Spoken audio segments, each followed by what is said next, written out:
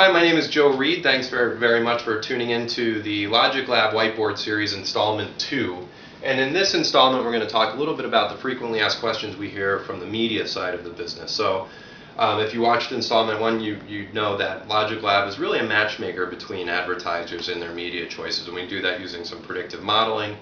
The driving force being the customer data on the advertising side of the business, and the subscriber files or the audience files or the viewer files of whatever media companies are in our system. All done at the name and address level. There's some modeling, there's no violation of PII. And ultimately what we're trying to do really is facilitate commerce between the buy and the sell sides.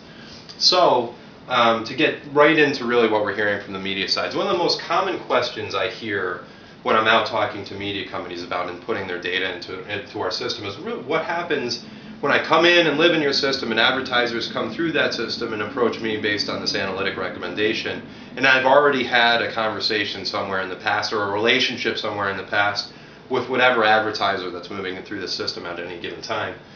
And really my answer to that is if you're in the system, then you're in the consideration set. And if you're not in the system, then you're no longer in the consideration set, only because this is an optimizer. LogicLab really is an optimizer. And as such, an advertiser can't optimize by buying properties outside of the system. So if you're in the system, you're being evaluated by advertisers. If you're not in the system, you're just not being evaluated by advertisers who would be using this system.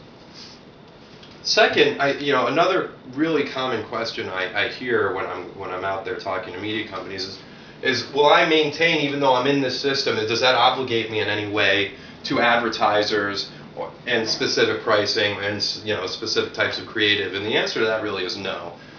The impetus of what LogicLab is doing is really to make connections between data and establish affinity between media vehicles or media properties in this advertiser customer segments. So the relationship between you and the advertiser is still actually maintained. So they're going to come to you. So it's a paradigm shift a little bit because the advertiser still is going to come to you as opposed to you potentially sourcing them. And they're going to come to you with this verifiable affinity between the two data sets. But they're still going to negotiate pricing, and you're still going to have control over whether or not that advertiser meets whatever your criteria is for having advertisers. And ultimately, you'll have say on creative. So being in the LogicLab system doesn't obligate you in any way to the advertisers that are in here. The system only exists really to connect these two things and say there actually is a line of affinity between them.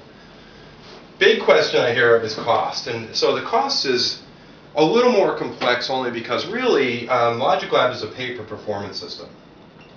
Meaning that LogicLab doesn't get paid if you live in the system. If you live in the system and you want advertisers from all these multiple verticals to experience your data or the value of your audience composition, there's no cost to you.